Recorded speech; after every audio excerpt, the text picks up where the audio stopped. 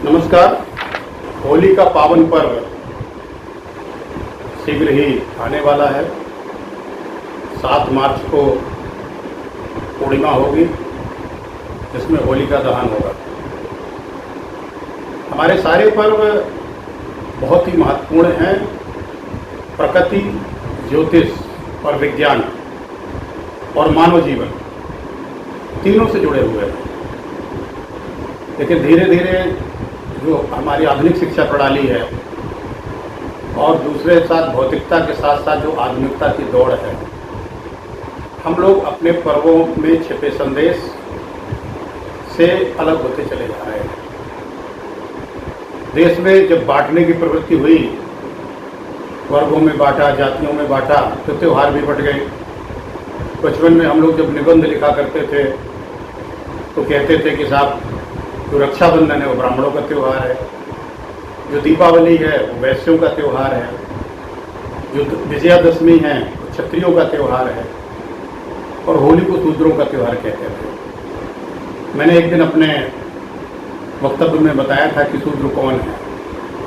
आज की तारीख में करीब करीब सबके सब शूद्र हैं, और सबके सब ब्राह्मण भी है, क्षत्रिय भी है, वैश्य भी है। क्योंकि इन चारों वर्णों की जो अवधारणा है, जैसे मनुष्य के शरीर में है, मस्तिष्क सोचने का काम करता है, जो भी कम या ज़्यादा बुद्धि है मस्तिष्क में होती है, एक तरह से वो ब्राह्मण है। हाथ हमारी स्वयं की रक्षा करते हैं शरीर की, तो क्षत्रिय हो गया। उधर पूर्ति का कार्य करता है तो उसे वैश्य कह दिया गया, और पैर एक तरह से सेवा के लिए अग्रसर होते हैं तो उसको शूद्र कह दिया गया। यानी एक मनुष्य में चारों चीज़ें वर्तमान है। त्योहारों को भी ऐसे बांट दिया गया। इस विभाजन के पीछे कहीं कोई द्वेष भाव या कोई इस तरह की चीज़ नहीं थी, लेकिन दुर्भाग्य से जो लोगों के जहर जो मस्तिष्क में भरा है, जो कुसंस्कार भरा है, उससे लोग इसको खोज लेते हैं, जहर को खोज लेते हैं। फिर आज हम उन सारी विडंबनाओं पर बात नहीं करेंगे, हम सिर्फ होली के उत्सव के संबंध में बात करेंगे। होली पर्व के 8 दिन पूर्व से होलाष्टक लग जाता है। बहुत से लोगों ने मुझसे जिज्ञासा की थी, साहब ये होलाष्टक क्या होता है? तो जो फाल्गुन मास का ये शुक्ल पक्ष है, इसकी अष्टमी तिथि से, जैसा मैंने कहा ना कि 8 दिन पहले से होलाष्टक लगता है। होलाष्टक लगने के बाद शास्त्र के अनुसार कोई भी शुभ कार्य नहीं होने चाहिए, चाहे वो विवाह हो, चाहे विद्यारंभ हो, चाहे मुंडन हो, चाहे गृह प्रवेश हो, कोई भी मांगलिक कार्य इस अवधि में 8 दिन की अवधि में नहीं होने चाहिए। लेकिन संयोग से अब तो सब हो रहा है। मैं लगातार देख रहा हूँ शादी विवाह हो रहे हैं, क्योंकि लोग शास्त्र की मान्यताओं से दूर हटते जा रहे हैं और उन्हें इनकी वैज्ञानिकता के बारे में नहीं पता है। अब आप कहेंगे साहब क्यों नहीं करना चाहिए? तो वास्तव में जो ये 8 दिन है ना, इनमें हमारे 9 के 9 जो ग्रह हैं वो बड़ा उग्र रूप धारण करते हैं। ज्योतिष भी इस बात को मानता है। अष्टमी के दिन चंद्रमा अपने उग्र रूप में होता है, नवमी के दिन सूर्य उग्र रूप में होता है, दसवीं के दिन जो शनि ग्रह है वो अपने उग्रतम रूप में होता है। और इन्हीं शुक्ल पक्ष की अष्टमी, नवमी और मैं 10वीं की बात कर रहा हूँ। एकादशी के दिन शुक्र होता है, द्वादशी के दिन गुरु होते हैं, त्रयोदशी के दिन बुध होते हैं, चतुर्दशी को मंगल होते हैं, और जो पूर्णिमा होगी उस दिन राहु अपने उग्र स्वरूप में होता है। ये जब 9 के 9 ग्रह अपने उग्र स्वरूप में होते हैं तो इनकी उग्रता के दृष्टिगत जो भी कार्य किए जाएंगे ये नकारात्मक ऊर्जा पैदा करते हैं। हमारे आपके घर में भी कोई बड़ा बुजुर्ग या छोटा या कोई बीच का नाराज हो जाता होगा ना, तो उस नाराजगी और क्रोध में जो क्रिया करता है, जो बोलता है, जो हरकत करता है, जो उठा पटक करता है, यानी उग्रता प्रकट करता है, तो उससे नकारात्मक ऊर्जा तो पैदा होती है। तो ये हमारे ग्रह जो है हमारी सोचने समझने की शक्ति को भी प्रभावित करते हैं। और आप देखते होंगे कि जब ग्रहण वगैरह होता है तो समुद्र में किस तरह से लहरें उठती हैं। तो इतनी दूर स्थित चंद्रमा जब समुद्र को प्रभावित कर सकता है, इतनी भयंकर जलराशि को जो पृथ्वी की 3 गुना है, हम आप सब जानते हैं, तो मानव मस्तिष्क क्यों नहीं प्रभावित करेगा? मानव मस्तिष्क तो छोटी छोटी बातों से प्रभावित हो रहा है।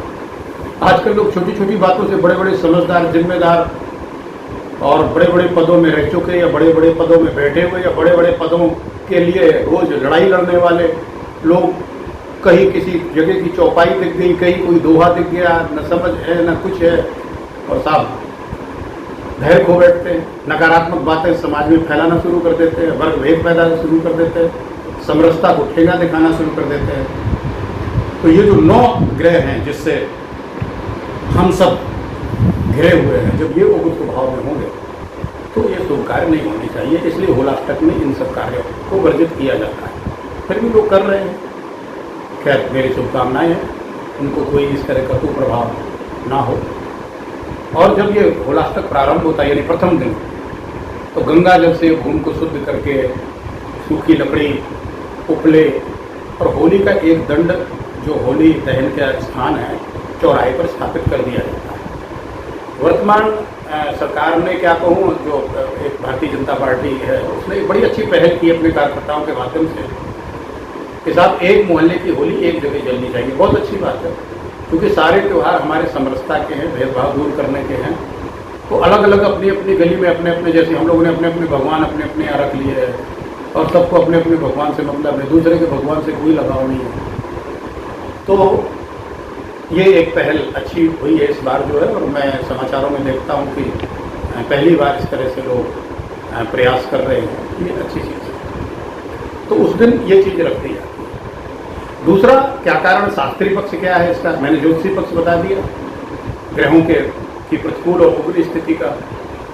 वैज्ञानिक पक्ष यही है कि इस समय बैक्टीरिया बहुत ज़्यादा मात्रा में पैदा होता है, और जब बैक्टीरिया सब जगह व्याप्त होगा और जब इस तरह के कार्यक्रम होंगे सामूहिक, तो सामूहिक भोज भी होगा, समूह में लोग एक दूसरे से मिलेंगे भी, तो बीमारियां भी फैलेंगी। और जिस दिन होली होती है, पूर्णिमा के दिन, उस दिन जो आग जलती है उसमें जो विभिन्न प्रकार की औषधियाँ डाली जाती हैं, गाय के उपलों से लेकर के अन्य जो औषधीय लकड़ियाँ हैं, नीम रहती है इसमें जो है, तो उससे ये बैक्टीरिया का नाश हो जाता है। इसके 7 दिन 8 दिन तक मना किया जाता है होलाष्टक के दिन। शास्त्रीय जो मान्यता वो ये है कि भगवान शिव जी ने, महादेव ने कामदेव को इस दिन भस्म किया था। किस दिन? फाल्गुन मास की शुक्ल पक्ष की अष्टमी को, जिस दिन से होलाष्टक प्रारंभ होता है। कामदेव के भस्म हो जाने से, आप जैसा कि जानते हैं कि कामदेव प्रेम के देवता है, और हमारे सारे कार्यक्रम विवाह आदि से लेकर के यदि प्रेम नहीं है, लगाव नहीं है आपस में, तो ये कार्यक्रम सकुशल ढंग से कैसे संपन्न होंगे। तो प्रेम के देवता का चूंकि देवता भस्म हो चुके थे, इसलिए भी इस प्रकार के सारे कार्यक्रम बंद किए गए। फिर शुरू कैसे हुए? जो कामदेव की पत्नी थी, हम आप सब जानते हैं, रति, उन्होंने भगवान को प्रसन्न करने के लिए तपस्या की, और लगातार 8 दिन तक वो तपस्यारत रही। तब भोले बाबा प्रसन्न हुए, और उन्होंने पूर्णिमा के दिन, जिस दिन हम लोग होली का त्यौहार मनाते हैं, यानी जलाते हैं होली, उस दिन भगवान शिव ने उसको वरदान दिया कि द्वापर युग में जो भगवान कृष्ण के पुत्र होंगे प्रद्युम्न, वो तुम्हारे पति के रूप में होंगे। और इसके पूर्व अब जो कामदेव महाराज हैं, वो बिना शरीर के ही सबको प्रभावित करेंगे, सब में काम भावना की जागृत होगी, क्योंकि सृष्टि की उत्पत्ति के लिए काम का भी योग है। हमारे जो 4 पुरुषार्थ हैं, अर्थ, धर्म, काम, मोक्ष, उसमें काम की भी अपनी अहम भूमिका है। लेकिन ये याद रहे कि कुछ अनुशासित तरीके से, जैसे अर्थोपार्जन है, यदि आप उसमें अनुशासनहीनता यानी अपराध करके अर्थ का उपार्जन करेंगे तो अनर्थ का काम करेगा। इसी प्रकार से जो काम है, ये चूँकि इसको देवता के रूप में देखा गया है, अब आप समझ सकते हैं कि देवताओं के प्रति हमारी सोच कैसी होनी चाहिए। तो इस व्यवहार के समय भी हमारी सोच इसी हिसाब से सकारात्मक और सृजनात्मक होनी चाहिए। तो उस दिन चूँकि भगवान ने कह दिया कि अब कामदेव बिना शरीर के ही अपना प्रभाव दिखाएंगे, और उनका एक नाम अनंग पड़ गया, यानी जिसका कोई अंग नहीं तो अनंग हो गए। और एक जो सर्वाधिक प्रचलित शास्त्रीय मत है, कथा है, जिसको आप सब लोग भी जानते होंगे, कि प्रहलाद की जो बुआ थी, जिन्हें बाद में होलिका कहने लगे, नाम तो उनका सिंगिका था, जो आप जैसा कि जानते हैं कि कश्यप ऋषि के 2 पत्नियां थी, दिति और अदिति। दिति से दैत्य पैदा हुए। दैत्य में आपके ये हिरण्याकश्यप, हिरण्याक्ष और आपका हैग्रीव वगैरह ये लोग थे। और अदिति से अदैत्य पैदा हुए। अदैत्य में देवता और मनुष्य पैदा हुआ।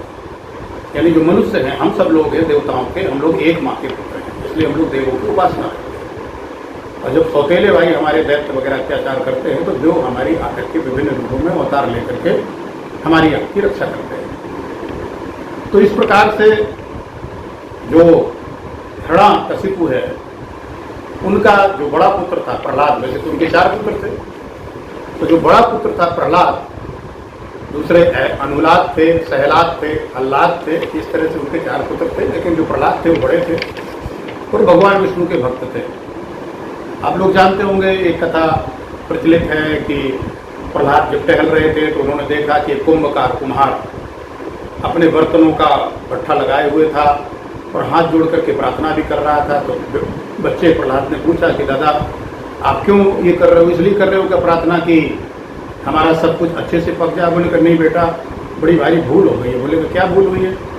बोले कि बेटा ये जो कच्चे घड़े थे मैंने ध्यान नहीं दिया, उसमें बिल्ली ने एक घड़े के अंदर अपने बच्चे दे दिए थे और मुझे जानकारी नहीं हुई, मैंने उस घड़े को भी इसमें लगा दिया है पकने के लिए। तो बच्चे तड़प रहे होंगे निर्दोष। उसकी माँ चारों तरफ बेटा घूम रही है, परेशान है, म्याऊं म्याऊं करती हुई। तो मैं ईश्वर से प्रार्थना कर रहा हूँ, भगवान का स्मरण कर रहा हूँ, राम राम जप रहा हूँ। प्रहलाद ने क्या राम राम जपने से क्या बच्चों की रक्षा हो जाएगी? बोले का बेटा मेरा विश्वास है, परमात्मा चाहेगा तो क्या नहीं हो सकती है। ये अग्नि वायु जल पृथ्वी सब उसी की रचना है।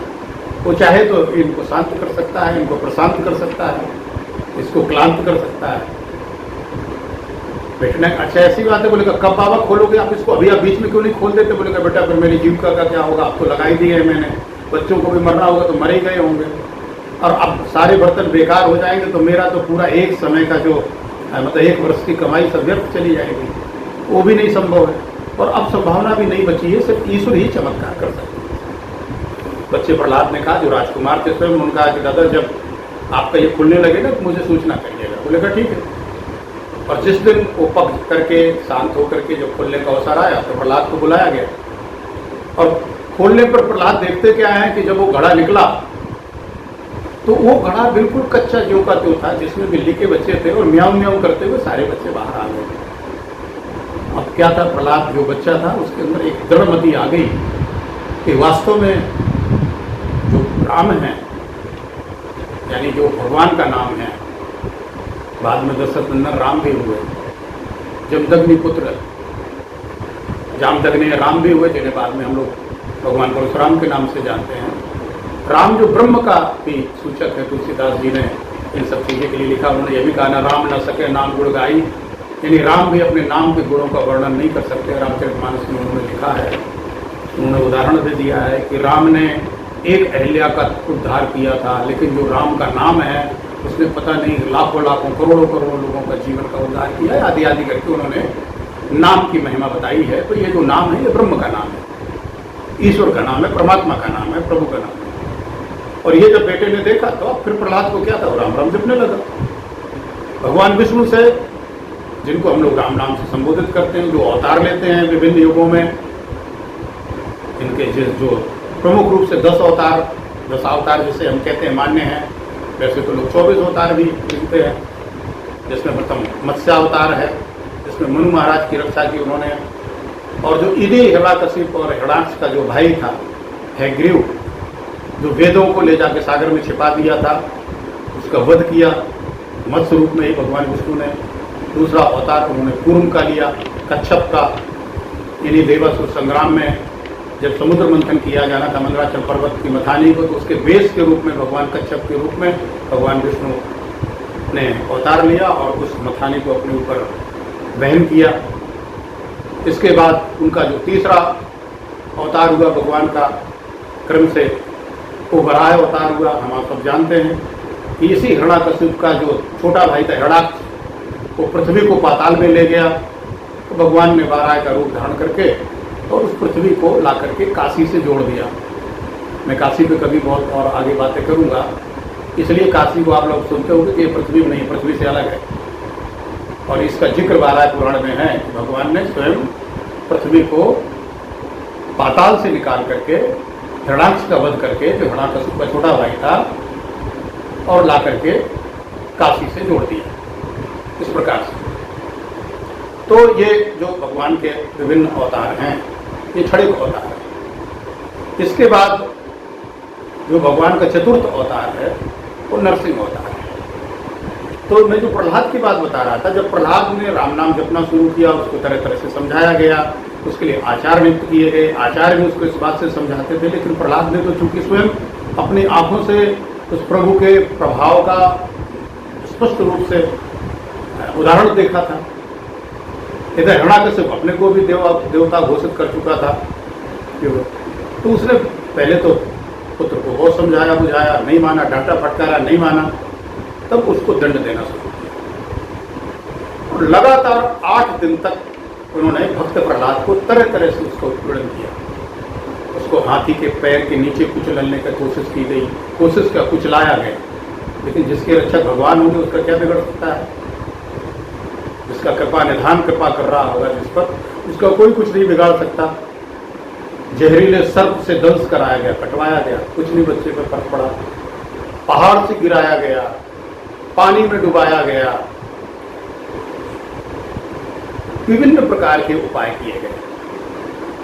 और ये उपाय करते करते 8वें दिन जो उपाय हुआ, इस प्रकार से ये होलाष्टक चल रहा है। आप देखिए 8 दिन तक भक्त प्रहलाद का लगातार उत्पीड़न हो रहा है। दूसरा शास्त्रीय जो विधान मिलता है इस संदर्भ में, और मैंने एक बार बताया था कि एक ही तिथि में कई प्रकार की घटनाएं घटित होती हैं।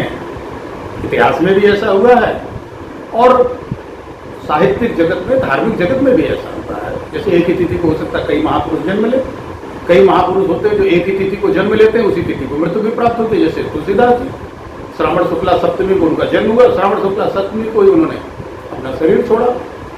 तो ऐसा नहीं है कि किसी एक तिथि से एक ही कथा जुड़ी हुई। तो जैसे मैंने महादेव की कथा सुनाई, कामदेव के भस्म होने की, दूसरी कथा भक्त प्रहलाद से जुड़ी हुई है जो लोक में अधिक प्रचलित है। और नरसिंह पुराण में खासकर इसका वर्णन है, क्योंकि भगवान इसमें प्रकट होते हैं अपने भक्त की रक्षा के लिए। तो जो 8वें दिन था, हिरण्याकश्यप की एक बहन थी जिसका नाम सिंहिका था, बाद में जिसका नाम होलिका पड़ गया, क्योंकि इसी होली में उसको वरदान मिला हुआ था कि अग्नि में उसका शरीर नहीं जलेगा। तो प्रहलाद की वो बुआ थी। प्रहलाद तो जैसे भक्त होते हैं अत्यंत सरल चित्त होते हैं भक्त, उनके अंदर किसी के प्रति कोई बुरा भाव नहीं होता है। सबको निज प्रभु में देखे जगत की निसन करे विरोध। भक्त अपने परमात्मा को सारे संसार में व्याप्त देखते हैं। जो असली भक्त होते हैं वो किसी का विरोध नहीं करते। संत और भक्त की यही, और भगवंत की भी यही स्थिति होती है। तो प्रहलाद अपनी बुआ की गोद में बड़े प्रेम से बैठे और बुआ जी उनको लेकर के अग्नि में बैठ गई। लेकिन जैसे मैंने कहा कि जिसका रक्षक कृपा निधान, साहब सिंहिका जो थी बुआ जी, वो तो जल करके भस्म हो गई। प्रहलाद का बाल बांका नहीं हुआ। उससे जो लोग थे, उन्होंने, जो भक्त लोग थे और प्रभु की लीला देखी, जो कृपा देखी, उन्होंने जय जयकार की। लेकिन जो दूसरे पक्ष के लोग थे, हिरण्याकश्यप के पक्ष के जो लोग थे, उन्होंने इस कार्यक्रम का विरोध किया। और जो लोग उत्सव मना रहे थे उनके ऊपर कीचड़ फेंका, कालीमा फेंकी, गंदगी फेंकी। और ऐसे लोग आपको इस त्योहार में फिर करते मिलेंगे। आपका चेहरा पहचाने नहीं मिलेगा, आपके कपड़े फाड़ डालेंगे, जोर शोर से आवाज करेंगे, कान फोड़ डालेंगे आपके। जैसे पहले आप देखते होंगे राक्षस लोग दहाड़ते हैं, तो उसी तरह से आज स्वयं तो नहीं उतनी दहाड़ बची है, लेकिन वो डीजे से दहाड़ेंगे, मोहल्ले का चैन भंग करेंगे। बच्चों की परीक्षाएं भी बोर्ड की चल रही हैं, विभिन्न बोर्ड्स की, उनको डिस्टर्ब करेंगे। क्योंकि संसार में तो दैत्य और दानों की कोई अलग पहचान नहीं है। सुर और असुर की जो प्रकृति है, जो स्वभाव है, जो उसका आचरण है, वही प्रकट करता है। और कई बार तो एक ही व्यक्ति कभी सुरत्व का प्रकट करता है, कभी असुरत्व को प्रकट करता है, कभी देवता जैसा आचरण करता है और कभी दानव जैसा आचरण करता है।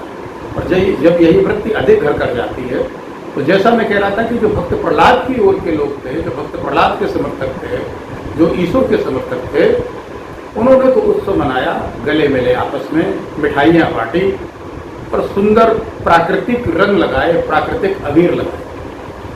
और जो दुष्ट पक्ष के लोग थे, जैसा मैंने बताया, उन्होंने उत्पात मचाया, तरह तरह से उत्पात मचाया, जो आप इस त्योहार के दिन इस तरह का उत्पात होता हुआ देखते हैं। इसके बाद शीघ्र ही इससे बिल्कुल बौखला गया हिरण्याकशिप इस घटना से। उसकी बहन ही जो है सती हो गई एक तरह से इसके चक्कर में, तो उसने प्रहलाद को एक जलते हुए खंभे से कहा इससे बांध दिया जाए। अब देखते हैं ये कैसे बचता है। और आपको भी कथा मालूम है, भगवान खंभा फाड़ करके नरसिंह के रूप में अवतरित हुए। नरसिंह क्यों बने भगवान आप सब जानते हो। उसने तपस्या करके वरदान पाया था कि ब्रह्मा जी से वरदान लिया था कि ना मैं अंदर मरूं, ना बाहर मरूं, ना दिन में मरूं, ना रात में मरूं, ना ऊपर मरूं, ना नीचे मरूं, ना आदमी से मरूं, ना जानवर से मरूं। तो भगवान ने कहा ठीक है, मुझे भक्त की रक्षा करनी है और तुम्हारे तप और ब्रह्मा जी के वरदान की भी रक्षा करनी है। तो भगवान ने आधा मनुष्य का आधा सिंह का संध्या काल के समय में और देहरी में बैठ करके ना अंदर ना बाहर और गोद में उसको रख करके और अपने नाखूनों से उसका जो हृदय था विदीर्ण कर दिया और इस तरह से हिरण्याकशिप का उद्धार किया और भक्त प्रहलाद को अपनी गोद में बैठाया। भगवान ने उससे पूछा कि बेटा तुम्हें क्या चाहिए। देखिए संत कैसे कहते हैं, ये हैं सच्चे संत साधु और भक्त। बेटे ने कहा कि महाराज हिरण्याकशिप मेरे पिता थे, ठीक उनकी मति मारी गई थी, अनावश्यक रूप से आपसे बैर कर बैठे, लेकिन प्रभु उनको सदगति दीजिए। भगवान बहुत प्रसन्न हुए, क्योंकि ईश्वर के तो सभी बच्चे हैं ना, जो दानव और दैत्य हैं, जो भी यहाँ पर इस पृथ्वी में कण कण में उसको परमात्मा का ही खेला है, वो व्याप्त है। तो उन्हें बहुत प्रसन्नता हुई और उन्होंने इनको सदगति दी। इसी वंश में आगे प्रहलाद के वंश में बलि का अवतार हुआ, जिसने बड़े यज्ञ वगैरह किए थे, अहंकार भी हो गया था। भगवान ने वामन रूप धारण करके, आप जैसा जानते हो, 2.5 पग में बलि के सारे अहंकार को, सारे गर्व को दूर किया। तो ये 5 अवतार जिसमें मैंने अभी संक्षेप में चर्चा कर दी, कभी समय मिलेगा तो एक एक अवतार के बारे में विस्तार से बताऊंगा। पहला मत्स्य अवतार, जिसमें हैग्रीव से भगवान ने वेदों को बचाया और महाराजा मनु की रक्षा की प्रलय काल में। और महाराजा मनु ने, जो मनु स्मृति है, जिसको लेकर के लोगों के अंदर बहुत ही भ्रांति है, पढ़ा लिखा नहीं लोगों ने, कुछ उसमें बाद में परवर्ती लोगों ने जो समाज को तोड़ना चाहते हैं, कुछ विकृतियां भी पैदा कर दी हैं।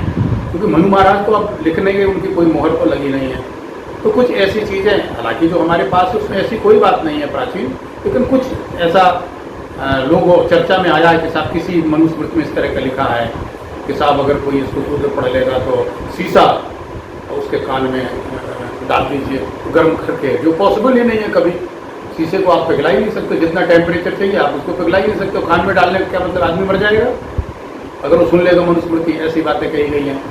और कुछ मूर्ख और धूर्त बिना पढ़े लिखे, बिना इन चीज़ों को समझे जला रहे मनुस्मृति को, अपना पता नहीं कौन सा उदाहरण, कौन सी संस्कृति को प्रकट कर रहे हैं। अरे भाई, आप कोई बहुत बढ़िया सी पुस्तक लिख के जाओ ना, जिससे पूरे संसार का कल्याण मार्गदर्शन मिले, तब तो बात समझ में आए ना। आप किसी के ग्रंथ को जला दो बिना जाने समझे। और वो मनु, क्योंकि मनु के हम लोग सब संतान इसलिए मानव हैं। यदि आप अपने को मनुष्य और मानव मानते तो आपके बाप मनु महाराज हैं।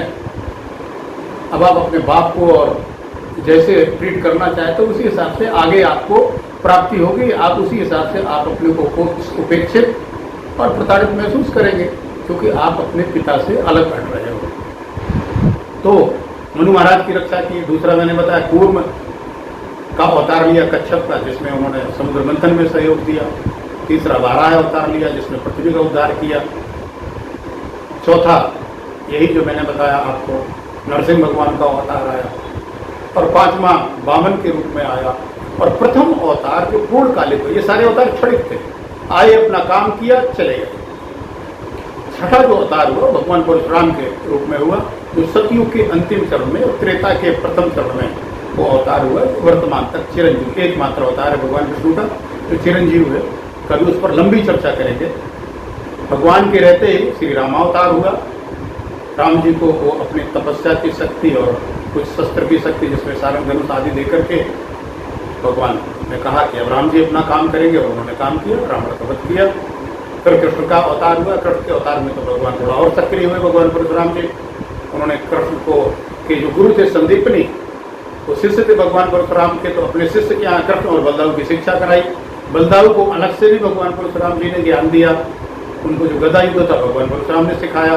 बाद में गोमांतक पर्वत में भगवान परशुराम ने श्री कृष्ण भगवान को चक्र सुदर्शन दिया, वज्रनाभ नाम का चक्र सुदर्शन भी उन्होंने वहाँ पर दिया। जो शेष आप सब जानते हो, कर्ण भी उनके शिष्य थे, भीष्मपिता में भी उनके शिष्य थे, गुरु द्रोणाचार्य भी भगवान परशुराम के शिष्य थे, और गुरु द्रोणाचार्य के कौरव और पांडव ये सभी शिष्य थे। इस प्रकार से द्वापर युग की सारी शस्त्र और शास्त्र की जितनी भी विद्या थी वो उन्हीं की थी। अब जो अवतार होना, इसके बाद महात्मा बुद्ध को नवम अवतार के रूप में हमारे ग्रंथ स्वीकार करते हैं। और अब जो अवतार होना है वो आपका कल की अवतार होगा, जो भविष्य पुराण के अनुसार आपका संभल, आप पहले तहसील थी मुरादाबाद की, इसलिए भविष्य पुराण में तहसील का जिक्र है, आप संभल जनपद हो गया, वहाँ पर शर्मा परिवार में होगा और भगवान परशुराम उनके आचार्य बनेंगे। और ये जो पाप की वृद्धि इस समय हो रही है, नकारात्मक ऊर्जाएं जो आ रही हैं, ज़्यादातर जो लोग समाज में विखंडन पैदा कर रहे हैं, वो चाहे जिस वर्ग के लोग हों, चाहे अधिकारी वर्ग हो, चाहे राजनीतिक वर्ग हो, आज दुर्भाग्य से कोई भी सदाचार, ईमानदारी, सत्यनिष्ठा, परोपकार, दया का भाव प्रकट करते हुए नहीं दिख रहा है, बड़ा अभाव दिख रहा है ऐसे लोगों का। सामान्य जन निराश है एक तरह से, किधर जाए, क्या करे। इन सारी, चूंकि ये सारी चीज़ें बहुत दिनों तक नहीं चलने वाली हैं, इन सब का भी सर्वनाश होगा। प्रकृति और परमात्मा अपना काम करेगा। मनुष्य को कभी यह भ्रम हो जाता है कि कभी कोई राजनीतिक पद पा गया, या कभी कुछ पैसा पा गया, या कभी वो कोई प्रशासनिक बड़ा पद पा गया, या कोई बड़ा अपराधी बन गया शस्त्र के बल पर, या अन्य किसी कारण से, जातिगत कारणों से, सांप्रदायिक फॉलोइंग से, तो समझता है मैं ही विधाता हूँ, मैं ही परमात्मा हूँ। तो बहुत बड़ी त्रुटि मानव कर बैठता है। वो अपने प्रारंभ को भूल जाता है। कभी कुछ वर्ष पहले ही वो किसी लायक नहीं था, माँ उसको पालती थी, चींटी भी उसको काट सकती थी, और शीघ्र ही कुछ समय बाद, ये शतरंज का खेल है संसार, वो शतरंज के डिब्बे में जैसे खेल के समय में तो कोई राजा है, कोई रानी है, कोई घोड़ा है, कोई प्यादा है, और राजा की रक्षा के लिए सारे लोग परेशान होते हैं, प्यादों को मरवा दिया जाता है, घोड़े को मरवा दिया जाता है, हाथी को मरवा दिया जाता है, वजीर को मरवा दिया जाता है। लेकिन जब खेल खत्म होता है भैया, तो उसी शतरंज के डिब्बे में सबको रख दिया जाता है। पता चला राजा के ऊपर प्यादा चढ़ा है या मंत्री के ऊपर घोड़ा चढ़ा है। ये संसार की स्थिति। यदि इस वास्तविकता से हमारे नायक लोग इसका स्मरण करें और परिचित रहें, और जो वास्तविक है, इसमें किसी ग्रंथ को खोल करके देखने की जरूरत नहीं, और सामाजिक लोग और भी जो लोग जो किसी समूह का नेतृत्व करते हैं, वो चाहे जिस प्रकार का समूह हो, चाहे वो धार्मिक समूह हो, चाहे वो सामाजिक समूह हो, चाहे वो राजनीतिक समूह हो, किसी भी प्रकार के जो समूह का नेतृत्व करते हैं, चाहे वो व्यवसायिक समूह हो, उन लोगों को अगर इस रहस्य का ज्ञान रहे तो शायद उनका जीवन अच्छा हो, और उनके जीवन और आचरण के अच्छे होने से शेष मानव जगत का भी जीवन अच्छा हो। आज सिर्फ इतना ही। आप सभी लोगों को मेरी हृदय से इस होली को उत्सव की बहुत बहुत बधाई, बहुत बहुत मंगल हो। अपने पास पड़ोस का ख्याल रखिए।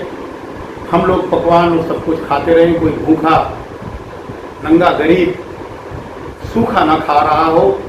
भले हम लोग थोड़ा कम खाएं, थोड़ा बचत कर लें, अपने लिए कम बनाएं, और जो भी 2, 4, 10 लोगों का पेट भर सकते हैं उसको भरने का प्रयास करें, क्योंकि सबके अंदर उस परमात्मा का वास है। वो संतुष्ट होंगे, हृदय से आपको दुआ देंगे।